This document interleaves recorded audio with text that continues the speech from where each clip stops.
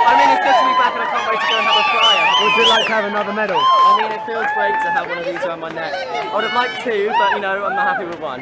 Hello, how are you? How does it feel to be home? I mean, it feels great to be home. I'm looking forward to spending some time with friends and family. How were the games for you? The games were, you know, mixed emotions for me. Like coming away with the medal with Dan was just like amazing, but I was slightly upset with the way the individual went. But you know, I'm happy overall. I'm really happy with the way it went. Really pleased to have you back. Thank you very much. It's good to be back.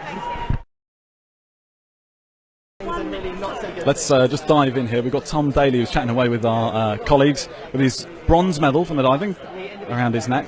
Let's hop into a little bit of coverage. Medal, but you know, got another 4 years to wait now, and then you know, hopefully I'll have the gold medal around my neck. Just ask you about the reception here at Heathrow. I mean, you're somebody who's quite used to the attention in many ways. But for a lot of these athletes, this is going to be quite something coming off this plane to this. I mean, to be part of this this historic Team GB is just so incredible, and it feels so like amazing to think that the British public and everyone is like really behind Team GB, and you know, to think that this many people are coming here to say hello to everyone that's like come back and competed. You know, it really is kind of amazing and kind of insane, really.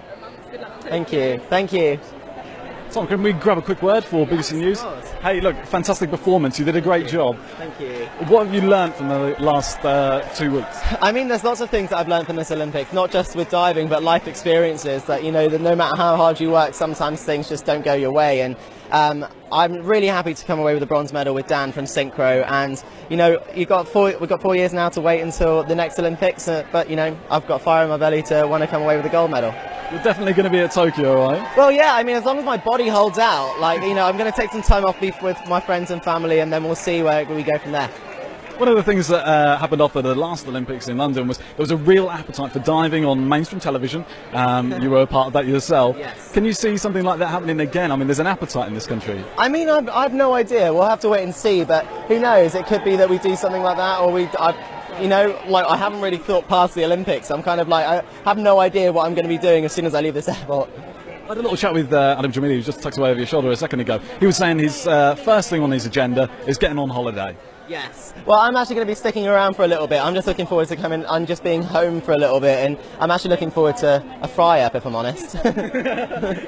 I saw you've got an amazing pan for that. Well, yeah, well, I actually go to Al's Cafe around the corner, which is like my absolute favourite thing to go and do and be, and it's, yeah, so I'm just looking forward to being at home for a few days. I can imagine. And just before we let you go and continue about your way, because I'm sure you've got other press requirements, you came off the plane there, you've been stuck on that plane with 3-course meals with champagne, but I guess all the time you must have been thinking what it was going to be like when you touched down. Has it lived up to expectations? I mean, I don't think any of us knew what was actually going to happen when we landed until we were on the plane, and then there were so many, when we actually were taxiing into the stand and seeing all the people there, it was like, it was insane, but it's, you know, it feels so special to be part of this incredible team.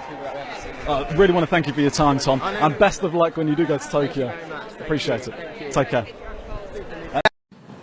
So I'm now back in London and finally reunited with Sophie and Mike. Just waiting for Lance now to get back home, so hurry up.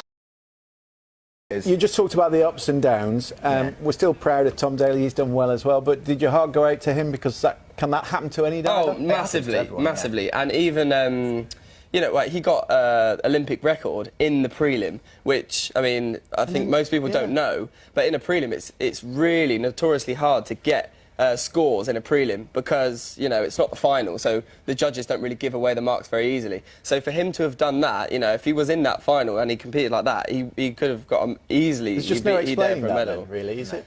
But there's so much pressure on him. Such an up and down sport. I mean, yeah.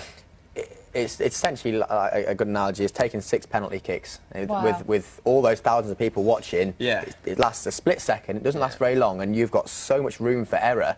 And you even see the best in the world missing penalties all the way, and you think, why are they doing that? But it's the same in diving, you know. It's such a technical sport that if one thing goes wrong, it can mess up the entire thing. And especially off 10 metres or 3 metres, it's very dangerous as well, you know, and it can hurt. And that is really hard to overcome on the next dives. You both stepped up when it really mattered. Congratulations, and thank you so much for coming in. Enjoy your photos.